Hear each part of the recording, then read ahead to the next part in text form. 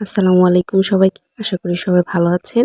তো আজকে একটি রান্না দেখাবো যেটা হচ্ছে রোস্ট এবং সেটা খুবই সিম্পল ওয়েতে বাড়ির মসলা দিয়ে। চলুন তাহলে শুরু করা যাক।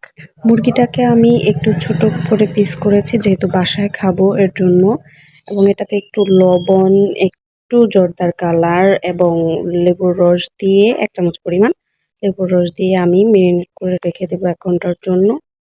সারা রাতও রাখতে পারেন, এটা আপনার সময়ের উপর ডিপেন্ড করছে। আপনি চাইলে জর্দার কালারটা স্কিপও করতে পারেন, এটা একদমই অপশনাল। এটা আপনি চাইলে দিতে পারেন, না চাইলে নাও দিতে পারেন, কোনো সমস্যা নেই।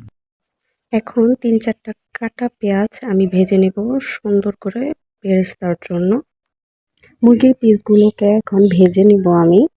তো ভেজে নেওয়ার সময় একটা জিনিস লক্ষ্য করবেন যে অতিরিক্ত ভাজবেন না, শুধু হালকা লালচে কালার চলে আসলেই নামিয়ে নিবেন, যাতে করে মুরগির ভেতরটা জুসি থাকে, নয়তো শক্ত হয়ে যাবে মুরগিটা। এখন ওই তেলেই আমি পেঁয়াজ কুচি এবং গোটা মশলাগুলো দিয়ে সুন্দর করে ভেজে নেব। দয়া করে কেউ আমার ক্যামেরার অবস্থান দেখে বিরক্ত হবেন না প্লিজ। আসলে একা একা ভিডিও করলে এরকমই হয়। এখন আদা বাটা এবং রসুন বাটা দিয়ে আমি সুন্দর করে ভেজে নেব।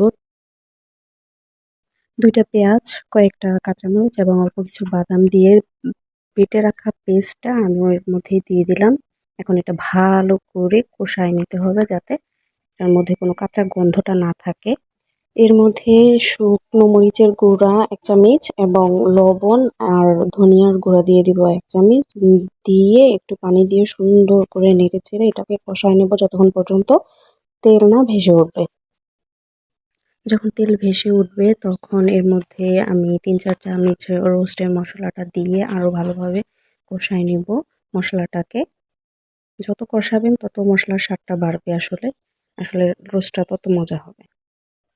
প্লিজ চ্যানেলটাকে সাবস্ক্রাইব করবেন এবং আমাদের পাশেই থাকবেন, কারণ আমি নতুন। আমার যদি ভুল ত্রুটি কিছু হয়ে থাকে তাহলে সেটা আমাকে অবশ্যই কমেন্ট করে জানাবেন।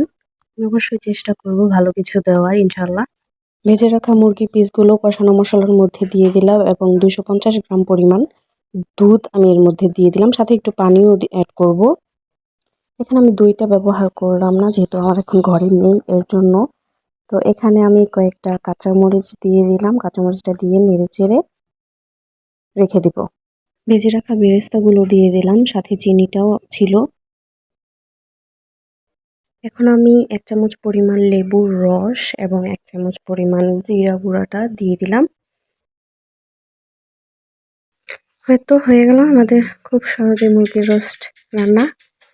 খুবই অল্প মশলায়, কিন্তু এখানে যেটা কিনতে হয়েছে সেটা হচ্ছে মুরগির রোস্টের মশলাটা। তাছাড়া বাকি আর অন্য তেমন কিছুই আমি ব্যবহার করি না। আশা করি সবার ভালো লাগবে। ভালো থাকবেন সবাই। আসসালামু আলাইকুম।